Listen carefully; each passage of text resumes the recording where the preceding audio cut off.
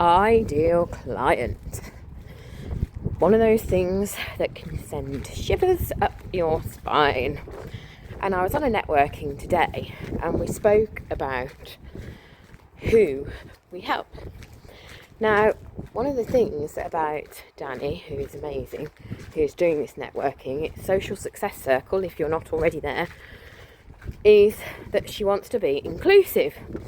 Then there were others that are like inclusive as well, and others that said I naturally end up with women who come to me, but I have had a few male clients and blah blah blah. Now, there is nothing wrong with saying these are the kind of people I want to work with. The thing about the gender is it's quite complicated because we live in a diverse world, we live with lots of different pronouns and different ways of identifying ourselves. And personally, I think that's cool.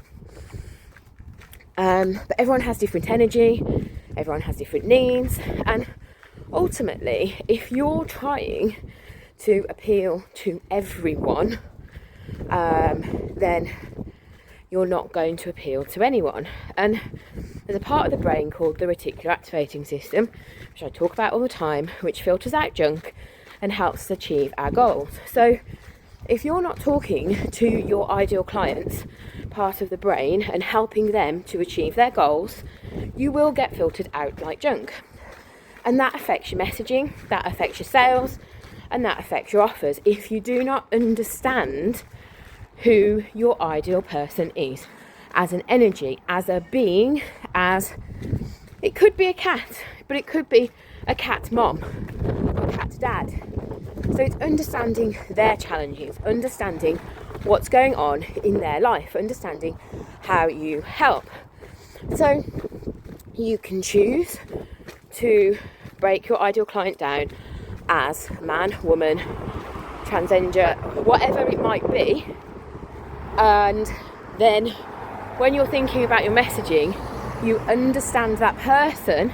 You don't have to then talk about it in that gender terms in the way that you are doing your messaging. And that might sound a bit mad, but you can say, I help. So for example, I help multi-passionate coaches and experts. So for me, it's about my ideal client is Amy. Equally, it could be a Mark, but the key for me is that they're a multi-passionate coach or expert who has lots of strings to their bow, who has been creating online programs, courses, who has an understanding of a lot of it, but it all feels messy. They've been doing their email marketing, but haven't been getting the results they want.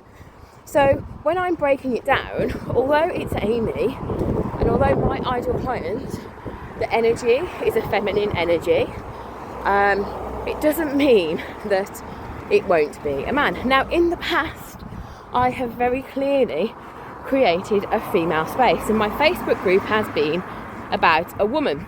But I am going to change that to be about multi-passionate coaches and experts, because that is where I'm going. Will I attract more women? Probably.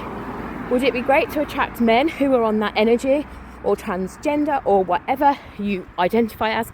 Yes, it would be. But for me, my ideal client is still Amy, who is 45, who I connect with on every level, because others will still be attracted to it. I don't have to put it out there in that way, do I? Yes, because of the what I teach. However, for you to understand, say for example, you teach meditation, for you to understand where your ideal client is and the journey you're taking them on, you need to make it personal, because we connect to people. I'd love to hear your thoughts on this in the comments. It was a great inspired conversation, and it's something we need to have a dialogue about very clearly. But in my mind, it's not about excluding.